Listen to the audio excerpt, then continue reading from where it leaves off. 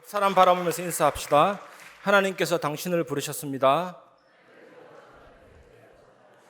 일본이 낳은 세계적인 신학자 우찌무라 간조라는 사람이 그 마을에서 최고 부자에게 식사 초청을 받아서 대접받으러 갔습니다.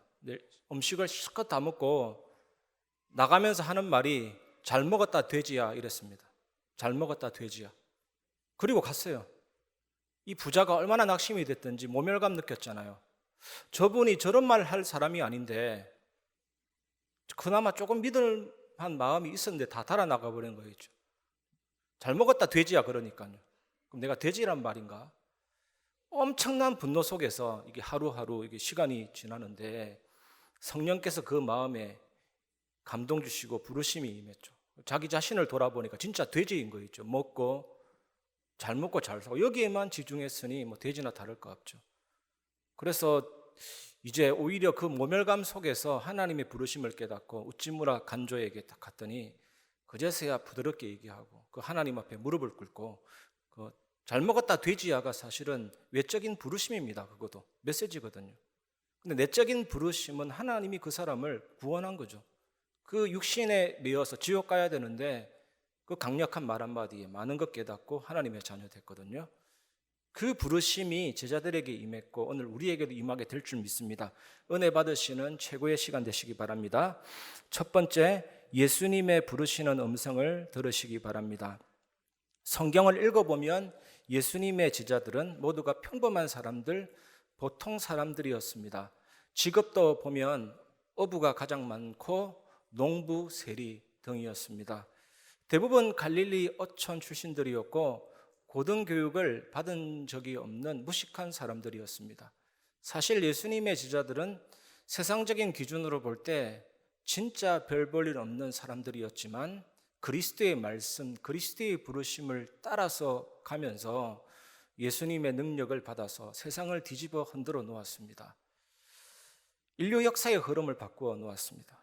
오늘 12제자를 부르신 예수님이 진지하게 오늘 여러분들에게 말씀하십니다. 나를 따라오너라. 그러면 너도 이런 사람이 되게 하겠다. 그런 말씀입니다. 오늘 이 은혜를 받으시는 축복의 시간 되시기 바랍니다. 마태복음 4장 18절 갈릴리 해변에 다니시다가 두 형제 곧 베드로라 하는 시몬과 그의 형제 안드레가 바다에 그물 던지는 것을 보시니 그들은 어부라. 그물을 배를 타고 나가서 던지는 경우도 있고 해변가에서 그물을 던지는 경우도 있습니다. 바다에 나가서 그물 던지는 사람은 배가 있기 때문에 부유한 어부에 속하고 해변가에서 그물 던지는 사람은 가난한 어부죠.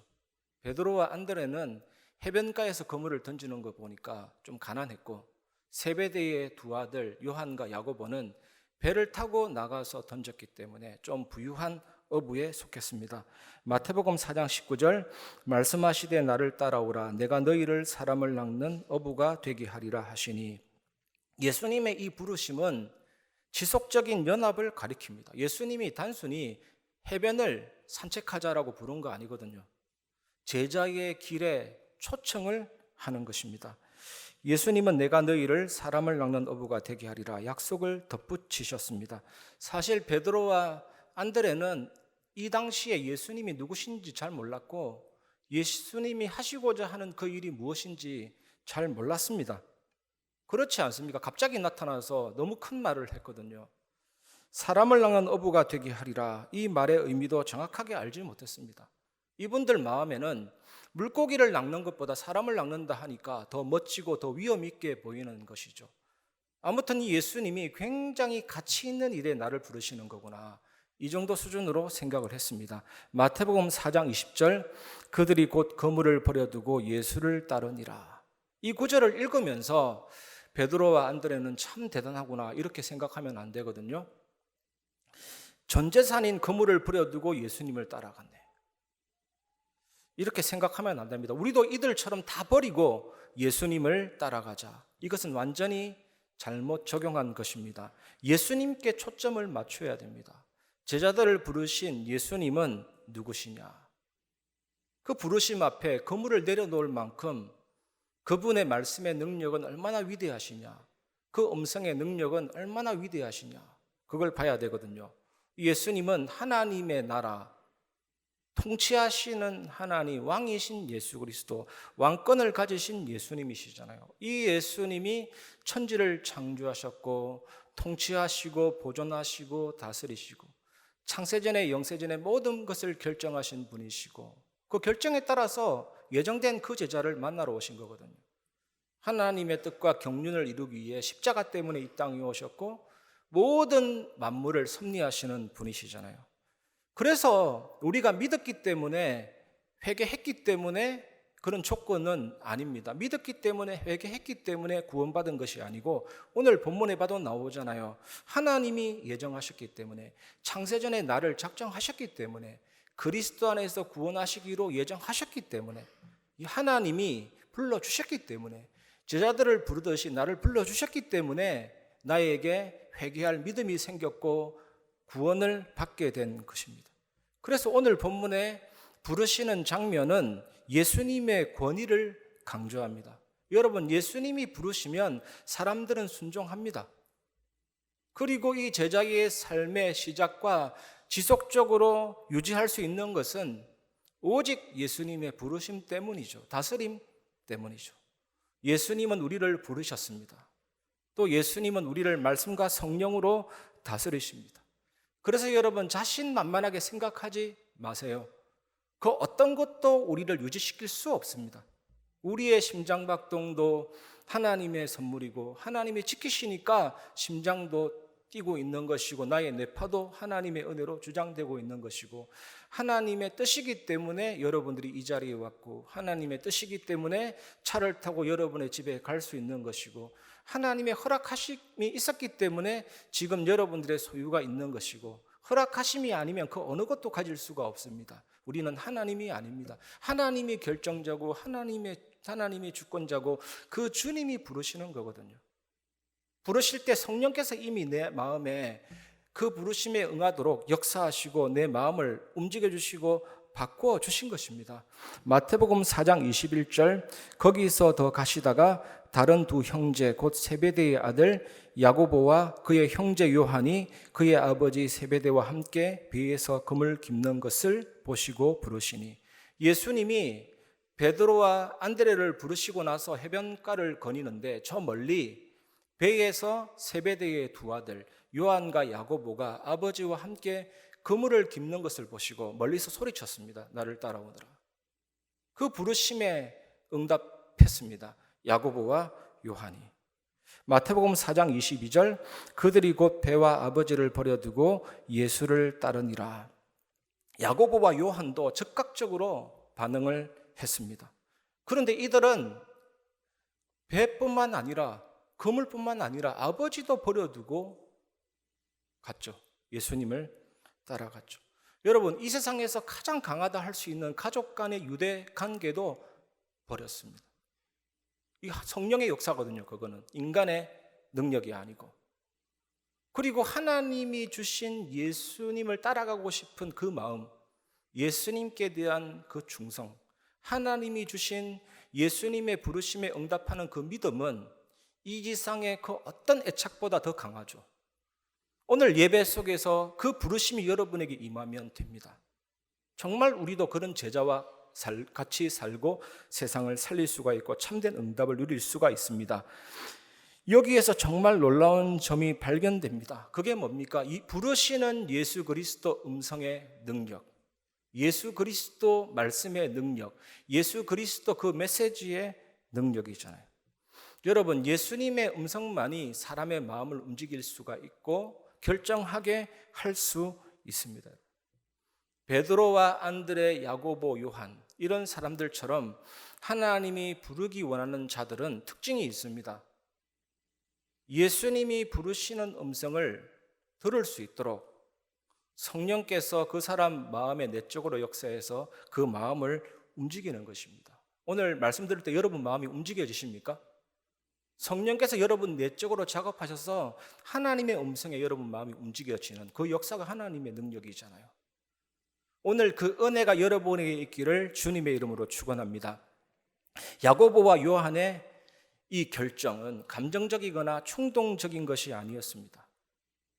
예수님이 하나님이 창세전에 영세전에 예정해 놓은 그 제자를 이제 만나러 오신 거거든요. 이제 그들을 부르러 오신 것입니다. 갑작스럽게 일이 생긴 게 아닙니다. 베드로와 안드레, 세베드의 두 아들들은 그리스도의 사명을 시작하는 예수님과 함께할 중대한 기회를 기다리고 있었을 것입니다. 그런데 이분들은 몰랐을 겁니다. 그게 참 신기한 겁니다. 알았으면 이제야 오셨군요 따라가는데 본인은 몰랐을 겁니다. 그 중대한 기회를 기다리고 있었을 것이. 그게 하나님의 작정하심과 하나님의 예정하십니다. 그래서 선천적인 선택이나 판단이 아니라 예수님이 부르시자마자 바로 응답을 했죠. 즉각적으로. 여러분, 아담과 하와가 마귀의 유혹으로 선악과를 따먹고 하나님으로부터 분리됐습니다. 단절됐습니다. 그 죄가 들어와서 하나님과 인간 사이를 단절시키고 정령 죽으리라는 말씀대로 죽음이 들어오고 온 세상 만물이 피조물이 썩어짐의 종로로 타게 되었습니다. 죄에 대한 책임이 모든 인류에게 전가되었습니다. 전적인 부패, 전적인 타락, 전적인 무능력, 선을 행할 능력이 하나도 없죠. 인간성도 부패됐고 철저히 이기주의이고 철저히 나중심이고 죄를 짓고자 하는 습성, 정욕에 기울이는 그런 상태가 되었습니다. 그래서 그 속에서 영도 죽고 의지도 죽고 감정도 죽었기 때문에 불안하고 염려스럽고 불확실하고 인간은 가만히 있으면 바닥에 내던져진 피투성이 같은 느낌이 반드시 옵니다. 그러니까 실존주의 철학이 그 부분을 파고들었습니다. 우울한 거. 우울합니다. 인간은. 하나님 없는 인간은. 그 속에서 마귀자녀, 마귀종, 정신문제, 육신문제, 죽고 지옥 가는 모든 문제가 하나님의 떠남에서부터 다 온 거잖아요. 우리가 성경을 가지고 100명에게 복음을 전한다고 가정해 봅시다. 예수님은 사단을 깨뜨리셨습니다. 예수님은 모든 죄와 주제를 해결하셨습니다. 예수님은 하나님 만나는 길입니다. 예수 믿으세요. 이러면 뭡니까? 복음을 증거해서 하나님께로 나아오라. 하나님을 만나라. 이게 외적인 부르심이죠. 우리가 전하는 그 복음은 외적인 부르심입니다. 실제 구원은 우리가 하는 게 아니에요. 그 복음을 들은 사람이 대부분이 거절합니다, 세상은. 그런데 한 몇 사람이 진짜 복음을 듣고 그 복음에 귀를 기울이고 회개가 나오고 믿음이 생기고 하나님 만나게 되는 역사가, 구원의 역사가 일어나죠. 그런데 이 사람이 본성적으로 선하거나 거룩해서가 아닙니다. 이해력이 풍성해서가 아닙니다. 성령께서 그 사람에게 내적으로 부르셨기 때문에 구원받게 되는 거거든요. 하나님의 역사입니다. 하나님이 그 사람을 부르는 거거든요. 베드로와 안드레, 야고보, 요한을 불렀듯이 성령께서 그 마음속에 구원에 대한 필요성을 인식시키고 죄인임을 인식시키고 사탄 재앙 지옥에서 빠져나와야 된다는 강력한 생각을 주시고 돌아오라고 부르시는 내적인 부르심이죠. 그래서 성령 하나님이 그 사람의 마음 안에 내적으로 역사하셔서 그 부르심에 응답하도록 하시는 것입니다. 오늘 이 베드로와 안드레, 야고보, 요한이 하나님의 부르심을 받았다. 거물을 버렸다. 참 대단하다. 그게 인본주의적인 시각이죠. 벌써 영세전에, 창세전에 결정됐고 예수님이 하나님이신 그분이 말씀할 때 성령이 역사하셔서 따라가게 된 것입니다. 오늘 여러분들도 이런 응답 누리시길 바랍니다. 예배 속에서, 말씀 속에서 부르시는 하나님의 음성을 들으시기를 바랍니다. 예수 그리스도의 부르시는 음성을 들으시기를 주님의 이름으로 축원합니다. 두 번째, 천국 복음을 믿으시기 바랍니다. 마태복음 4장 23절, 예수께서 온 갈릴리에 두루 다니사 그들의 회당에서 가르치시며 천국 복음을 전파하시며 백성 중에 모든 병과 모든 약한 것을 고치시니. 천국 복음, 하나님 나라의 복음, 이게 뭡니까? 하나님이 다스리고 통치하시고 사단 재앙 지옥권세 깨뜨리신 그리스도가 통치하고 다스리는 게, 왕이신 하나님이 다스리는 게 하나님의 나라 천국이거든요. 시편 139편에 보면 하늘에 올라가도 주님의 통치가 있고 스월에 내려가도 주님의 통치가 있고 바다 끝에 거해도 주님의 통치가 있고 주님 앞에서 피할 수가 없는 게 하나님의 나라고 하나님의 통치죠. 그래서 시편 16편에 다윗이 내가 여호와를 항상 내 앞에 모시며 그가 내 오른쪽에 계심으로 내가 흔들리지 아니하리로다. 그리스도의 왕권. 그래서 그리스도의 왕권의 본질은 다스리는 것입니다. 그리스도께서 나를 다스리고, 그리스도께서 우리 가정을 다스리고, 그리스도께서 우리 만남을 다스리고, 그리스도께서 우리의 직장과 지역을 다스리고, 그리스도께서 나의 모든 삶의 영역을 다스리고, 그리스도께서 교회 안을 다스리고, 그리스도께서 교회 밖을 다스리고, 온 우주를 다스리고, 천지 만물을 다스리신다. 그래서 그리스도는 나의 왕이시고 온 우주의 왕이시고 천국에서도 왕이시잖아요. 이 왕이신 예수님이 우리를 지키고 보호하고 다스리시는데, 우리의 모든 대적 원수 사탄과 사탄이 이용하는 모든 것들과 그 대적들을 꺾으셨죠. 정복하고 이기셨습니다. 십자가에서 사단의 권세를 완전히 깨뜨리셨습니다. 그래서 왕 대신 예수 그리스도께서 우리를 어떻게 다스리십니까? 예수 그리스도의 왕권이 우리에게 어떻게 나타납니까? 천국 복음 하나님의 나라가 우리에게 어떻게 나타납니까? 말씀과 성령으로 나타나고 다스리시거든요. 그래서 말씀 충만함이 성령 충만합니다. 절대적인 비밀입니다. 하나님의 자녀가 능력 있게 살아가는 유일한 방법이 말씀 충만, 성령 충만함이죠. 조금 느끼셨을 것입니다. 말씀이 충만하면 성령님과의 관계가 깊어지고, 성부, 성자, 성령 하나님과의 관계가 깊어지면 성령 충만해지고, 이게 왔다 갔다 하거든요. 앞뒤를 따질 수가 없습니다. 선순환 관계, 이런 영속성에 의해서 우리는 온전히 성령으로 충만해지는 것입니다. 이 성령으로 충만해지면 당장 느낍니다. 예수 그리스도의 왕권이 나를 다스리고, 하나님의 나라가 나를 다스리고, 천국 복음이 나를 다스리고, 깊이 누릴 수 있게 되는 것입니다. 본문에 회당이라는 말이 나오는데, 일반적으로 지역 사회가 모이는 건물을 말합니다. 회당 안에서 종교적인 활동만 한 게 아닙니다. 비종교적인 활동도 했거든요. 이런 곳에서 예수님이 천국 복음을 전거했습니다. 천국 복음. 하나님의 완전하심. 하나님은 천지 창조도 현재의 동시로 생생하게 보고 계시고, 지금 오늘 우리의 삶도 하나님은 현재로 생생하게 보고 계시고, 장차 오실 새하늘과 새 땅, 새 예루살렘도 하나님은 현재 동시에 생생하게 보고 계시죠. 시공간을 초월하시고 전지전능하시죠. 이것 우리가 가질 수 없습니다. 그런데 기도 속에서, 예배 속에서 간접적으로 체험할 수만 있을 뿐이지 내 것이 아니거든요. 그런데 하나님은 영이시고 우리는 영혼을 가졌잖아요. 공유적인 속성, 하나님과 우리가 피조물 중에 유일하게 인간만 함께 할 수 있습니다. 그 힘이 있어야만 생육하고 번성하고 땅을 정복하고 다스립니다. 우울해지지 않습니다. 중독되지 않습니다. 그런데 죄가 들어오고 사단에게 잡혀서 하나님으로부터 단절되고 마귀자녀, 마귀종, 정신문제, 육신문제, 죽고 지옥 가고 망했잖아요. 이 문제를 해결하시려고 하나님이 사람의 몸을 입고 이 땅에 오셔서 죽으시고 부활하셔서 사단을 깨뜨리신 왕, 죄와 저주를 해결하신 제사장, 하나님 만나는 길이 되시고, 그 죽으시고 부활하신 십자가를 믿으면 모든 죄가 용서되고 천국 백성 되는 거죠. 무한한 하나님과의 교제가 이제 회복이 되기 때문에 그 하나님의 나라의 복음, 통치, 다스림 누릴 수 있게 됩니다. 그 안에서 나오는 것이, 연결된 것이 구원이고, 이제 신앙생활은 하나님과의 그 축복 누리는 겁니다.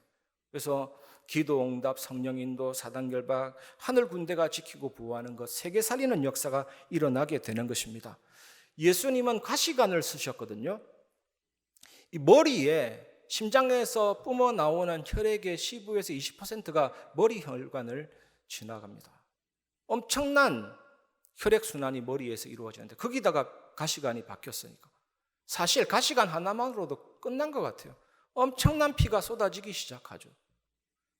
그리고 한쪽에는 쇠구슬과 한쪽에는 뼈조각 달렸는데, 플라그럼이라는 로마 채찍 무시무시합니다. 한번 휘갈기면 살갗이 벗겨지고 근육이 파괴되고, 그 70kg 되는 십자가 지고 가다가 앞으로 쓰러지면 두개골과 갈비뼈가 골절이 되고, 그 안에 장기가 파손되고, 폐와 심장 사이에 혈액이 고이고, 그 상태에 십자가에 매달리면 흙하고 횡격막이 들려 올라가기 때문에, 또 무릎을 구부렸다 폈다 하는 그 본능에 의해서 예수님이 얼마나 찢기고 상하고 채찍맞고 징계받으셨는지, 죽음을 6시간 동안 겪으시고 결국 죽으시고 고개를 떨구신 것입니다. 이때 예수님은 요한복음 19장 30절에 예수께서 신포도주를 받으신 후에 이르시되 다 이루었다 하시고 머리를 숙이니 영혼이 떠나가시니라. 예수님의 삶 전체가 하나님의 말씀을 이룬 삶이고 율법의 요구를 다 성취한 삶이고 예수님의 죽음과 부활로 사단 재앙 지옥 권세를 깨트리고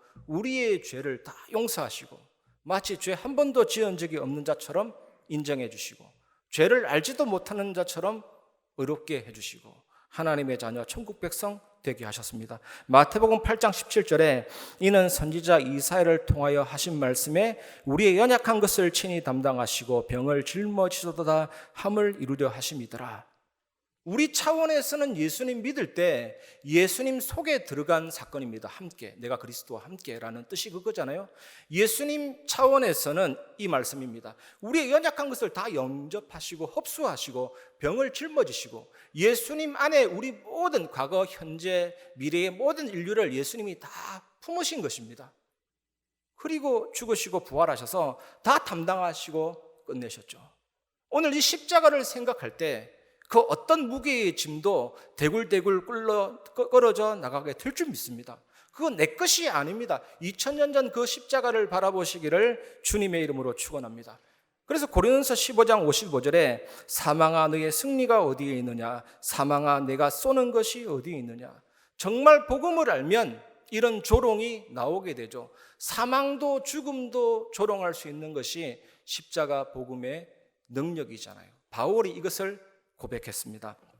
이번 한 주간 천국 복음을 온전히 누리시기를 주의 이름으로 축원합니다. 그리고 우리가 마지막으로 붙잡아야 될 메시지는 예수가 그리스도 되시는 소문이 널리 퍼지도록 복음을 깊이 누리시기를 바랍니다. 마태복음 4장 24절 그의 소문이 온 수리아에 퍼진지라 사람들이 모든 앓는 자 곧 각종 병에 걸려서 고통당하는 자 귀신 들린 자 간질하는 자 중풍병자들을 데려오니 그들을 고치시더라. 예수께서 하신 이 사역과 그 일의 소문이 이웃 나라에 퍼졌습니다. 온 수리아에도 퍼졌습니다. 예수님은 모든 종류의 질병을 고쳤습니다. 병으로 고통과 괴로움으로 느끼는 사람들의 그 심한 통증, 마음의 심리적인 고통을 고치셨습니다. 귀신 들린 사람에게서 귀신을 쫓아냈습니다. 이것이 에크발로 바깥으로 내어 던져 버리셨습니다. 간질병이라는 얘기가 나오는데 이 간질병은 뇌 기능의 일시적인 마비 증상이 만성적으로 계속 반복되는 거잖아요.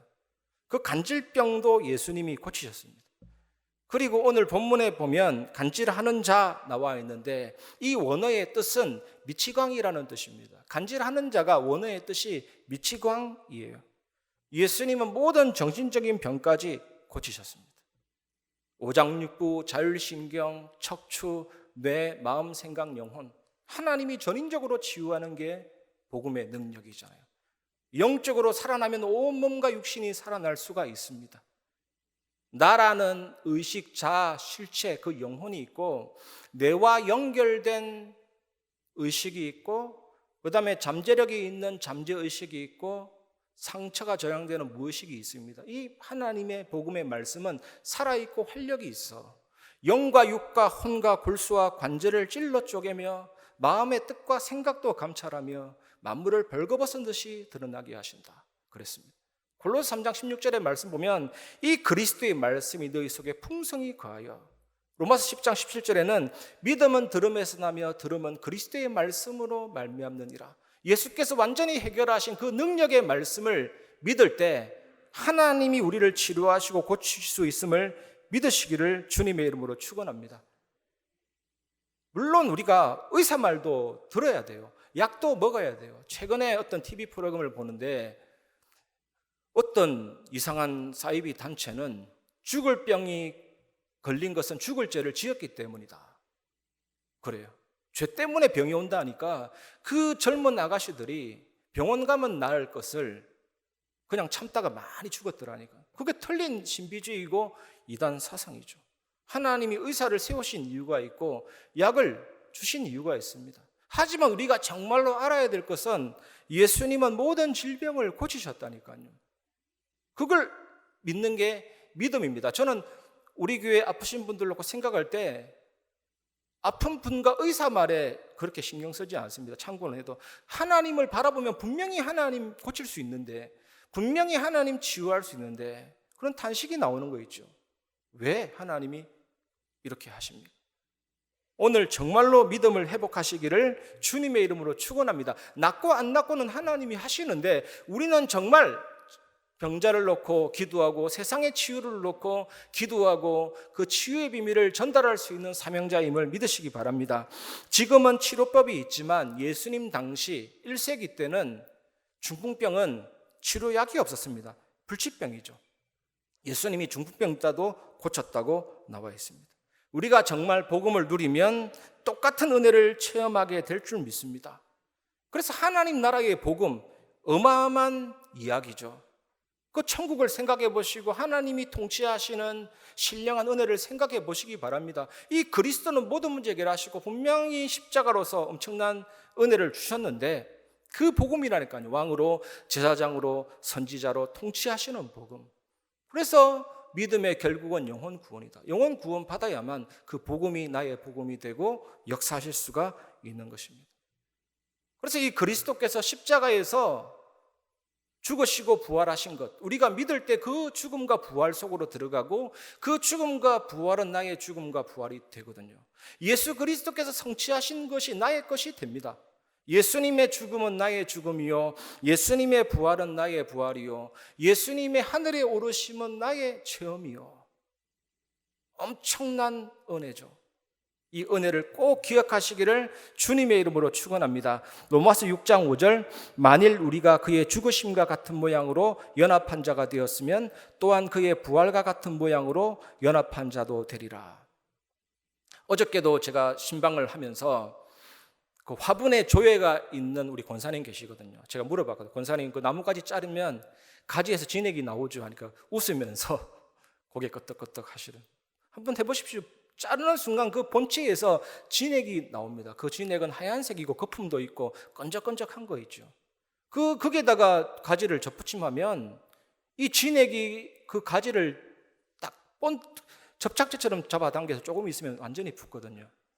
죽은 가지지만 살아있는 가지가 되죠. 우리가 예수 그리스도 십자가에 접붙임되고 그 죽음에 접붙임되고 그 부활에 접붙임되고 그 죽음의 능력이 진액이 생명처럼 내 안에 와서 나의 인간의 본성도 죽이고 죄의 습성도 죽이고 나의 무능과 상처도 죽여서 그 열매를 맺게 하죠. 사랑과 희락과 화평과 오래 참음과 자비와 양선과 충성과 온유와 절제니라. 그 성령의 열매를 맺게 하시고 그 전날의 한숨 변하여 찬송이 되고 아픔이 변하여 기쁨이 되는 부활로, 무능이 죽어서 능력의 부활로, 어두운 경제에 하나님의 십자가가 흘러들어오면, 그 피가 흘러들어오면 어둠의 경제를 죽여서 빛의 경제로, 얼마나 큰 은혜의 복음인지 여러분 누리시길 바랍니다. 우리가 흔히 듣는 말입니다. 아마 100% 그럴 거예요. 당신은 바깥에서하고 왜 집하고 다르냐, 바깥에서는 복음인데 왜 집안에서는 율법이냐, 이런 얘기 듣거든요. 사실 이 사실 앞에 모두가 고개 숙여질 거예요. 저도 그런 얘기 좀 듣는데, 근데 정말 이 십자가를 아는 순간 그게 사라지죠. 십자가의 그 보혈의 능력과 죽음의 능력이 흘러 들어와서 그런 본성을 죽이고 그런 아픔을 죽이고 변화된 삶으로, 바뀐 삶으로 만들어 주시거든요. 정말 이 축복 누리시기를 주님의 이름으로 축원합니다. 마태복음 4장 25절, 갈릴리와 데가볼리와 예루살렘과 유대와 요단강 건너편에서 수많은 무리가 따르니라. 약 10개의 도시에 예수가 그리스도 되심이 쫙 증거됐죠. 그 생명의 그 복음이 소문이 났죠. 데가볼리는 이방인 지역이었습니다. 이 말은 무슨 말입니까? 우리가 정말로 예수님의 십자가와 부활의 그 왕제사장 혼자 되시는 그 생명의 그 복음에 접붙임되고 일치화되고 동기화가 되고 2000년 그 십자가로 과거, 현재, 미래의 모든 사람이 생명의 서버에 연결되어서 그 진액과 그 생명을 받아들이고 누리기 시작하면 우리 지역의 문이 열리고 와 있는 다민족의 문이 열리고 선교의 문이 열리죠. 정말로 부탁드립니다. 여러분은 가지에 불과합니다. 예수 그리스도께 붙어 있기를 바랍니다. 정말 맡기고 의지하고 쉬시기를 바랍니다. 예수님이 죽으시고 부활했기 때문에, 찔리고 상하고 채찍맞고 징계 받았기 때문에 우리는 더 이상 그 고통 속에 머물 필요가 없죠. 그 죽음과 그 생명이 예수님이 성취하신 그 은혜가 나의 것이 되었다니까요. 그래서 정말 하나님이 일을 하시니까 그리스도로 충만하게 채워지시면 이 복음의 소문이 수리아 땅만 아니라 전 세계까지 뻗어나가는 그런 복음의 역사가 일어나게 될 줄 믿습니다. 사도행전 24장 5절에 우리가 보니 이 사람은 전염병 같은 자라 천하에 흩어진 유대인들을 다 소요하게 하는 자요 나사렛 이단의 우두머리라. 코로나1번 확진자 때문에 전 세계 얼마나 문제가 많았습니까? 우리 세계 인구의 10%가 감염됐더라니까요. 그 일본 확진자가 노력했겠습니까? 아마 걸린 줄도 몰랐겠죠. 존재 자체가 전염이에요. 이 복음의 능력이 전염병과 비교하고 있습니다. 내가 정말로 복음을 누린다면, 진짜 예수님의 생명과 능력과 그리스도 되심 누린다면 노력이 아니잖아요. 정말 이 전염병 같은 온 세상을 소욕해 하는 능력의 역사가 일어나게 될 줄 믿습니다. 이 사실이 정말로 체험되어진 사람이 선교사로 가고 현장에 나가면 역사가 일어나게 되는 것이죠. 이번 한 주간 이 축복 누리는 귀중한 시간표 되시기 바랍니다. 말씀을 마무리하겠습니다. 첫 번째, 하나님이 나를 부르셨다는 믿음을 가지시기 바랍니다. 성부 하나님께서 창세전에 영세전에 구원받은 자를 선택하셨습니다. 성자 예수 그리스도께서 구원을 완성하셨습니다. 성령 하나님께서 예정된 자를 찾아오셔서 부르시는 거죠.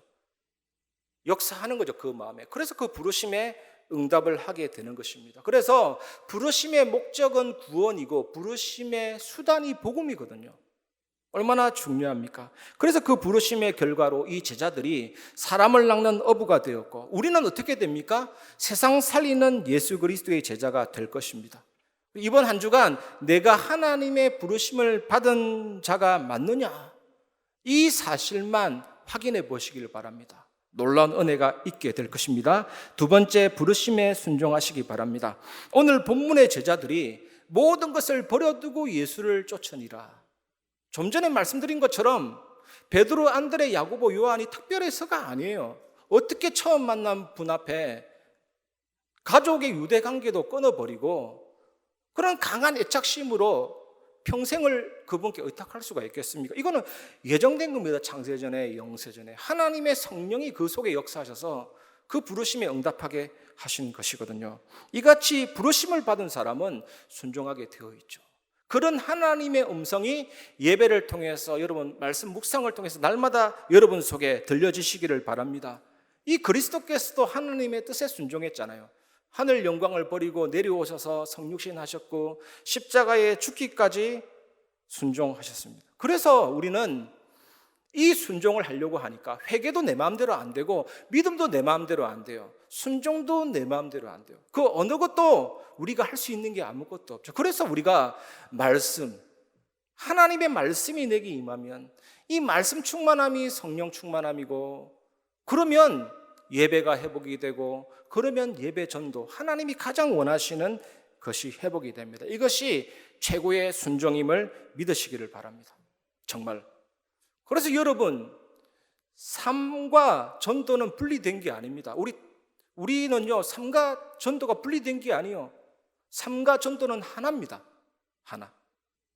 그래서 내가 진짜 나의 삶이, 나의 영혼이 하나님의 보좌 앞에서 예배의 축복이 진짜로 누려지고 체험되어지고 충만하게 그 부르심이 내게 임하고 말씀에 사로잡히면 예배 전도가 시작이 되는데, 성령의 세례가 이제 부어지죠.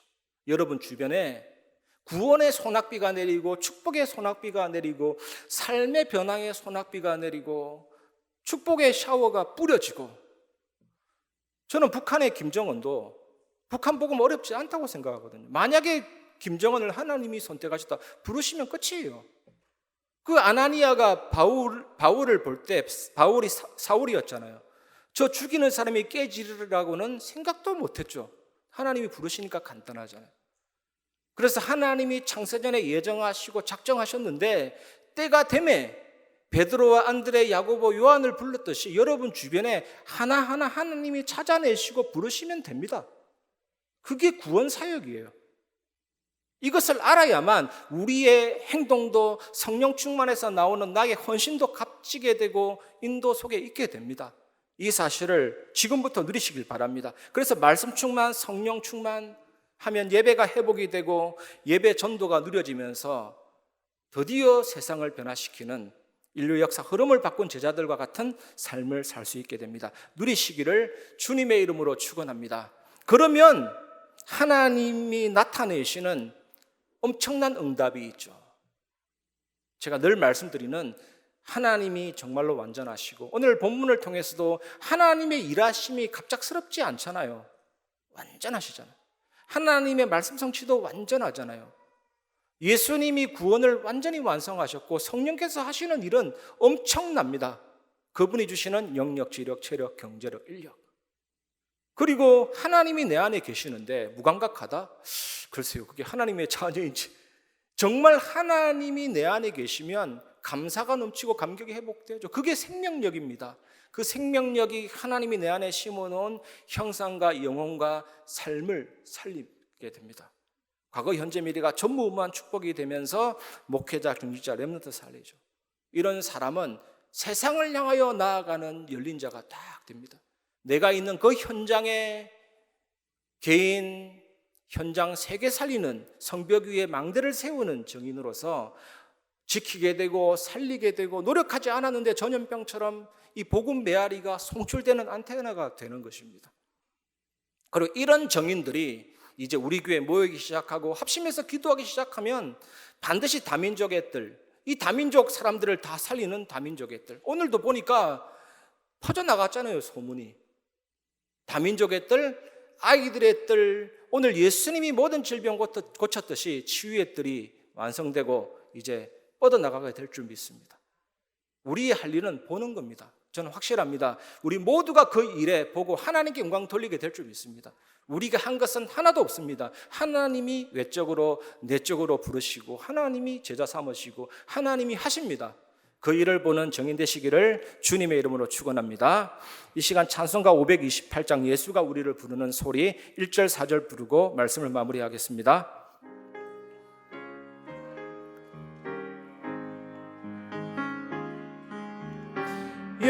예수가 우리를 부르는 소리 금성 부드러워 문 앞에 나와서 사면을 보며 우리를 기다리네. 오라 오라 방황치 말고 오라 죄 있는 자들아 이리로 오라 주 예수 앞에 오라. 우리를 위하여 예비해 두신 우리를 위하여 예비해 두신 영원한 집이 있어 죄 많은 세상을 떠나게 될 때 영접해 주시겠네. 오라 오라 방황치 말고 오라 죄 있는 자들아